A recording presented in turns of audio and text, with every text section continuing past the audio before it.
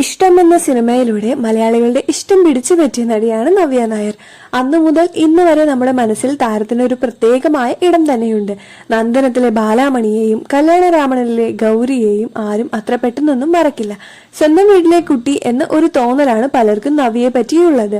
പ്രായം 40-നടുത്ത് എത്തിയെങ്കിലും മുൻപത്തേക്കാൾ സുന്ദരിയായിരിക്കുകയാണ് നവ്യ. ആ സൗന്ദര്യ രഹസ്യം എന്താണെന്ന് അറിയണ്ടേ? വീട്ടിൽ തന്നെ തയ്യാറാക്കാൻ പറ്റുന്ന വളരെ ലളിതമായ ഒരു ഫേസ് പാക്കാണ് നവ്യയുടെ സൗന്ദര്യത്തിന്റെ രഹസ്യം.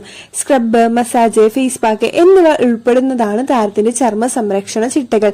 ആദ്യം സ്ക്രബ് ചെയ്യുന്നത് എങ്ങനെയാണെന്ന് നോക്കാം. കറ്റാർ വാഴ എടുത്ത് അതിലെ പൾപ്പ് മാറ്റിവെക്കുക. ശേഷം കഷ്ണങ്ങളാക്കി മിക്സിയിലിട്ട് അടിച്ച ശേഷം തുണിയിൽ പിഴിഞ്ഞെടുക്കുക.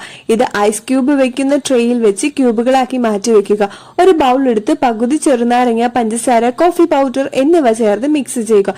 ശേഷം ഇവ നന്നായി മുഖത്ത് സ്ക്രബ് ചെയ്യുക. 1 മിനിറ്റിന് ശേഷം കഴുകിക്കളയാം. ഇനിയാണ് തയ്യാറാക്കി വെച്ചിരിക്കുന്ന കറ്റാർ വാഴയുടെ ഐസ് ക്യൂബിന്റെ ഉപയോഗം.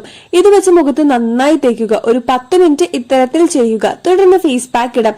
കടലമാവും കോഫിപ്പൊടിയും തേനും കസ്തൂരി മഞ്ഞളും തൈരും ചേർത്തുള്ള ഫേസ് പാക്കാണ് നവ്യയുടെ തിളങ്ങുന്ന ചർമ്മത്തിന്റെ രഹസ്യം.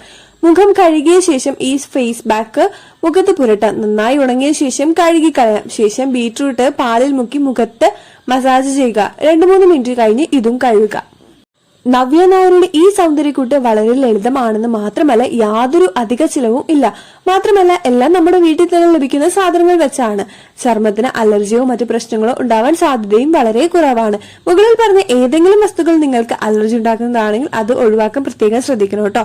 എന്തായാലും രാസവസ്തുക്കൾ കൊണ്ടുള്ള ഫേസ് പാക്കിനേക്കാൾ എത്രയോ മികച്ചതാണ് നവ്യയുടെ ഈ നേടൻ ഫേസ് പാക്ക്. പിന്നെ ഇതിന്റെ ഒരു പേഴ്സണൽ സജഷൻ ആണ്, നമ്മുടെ കടലമാവ് മുഖത്ത് തേക്കുമ്പോൾ അത് മുഴുവനായിട്ട് ഡ്രൈ ആവാൻ അനുവദിക്കരുത്. കാരണം അത് മുഖത്ത് ചുളിവുകൾ വീഴും.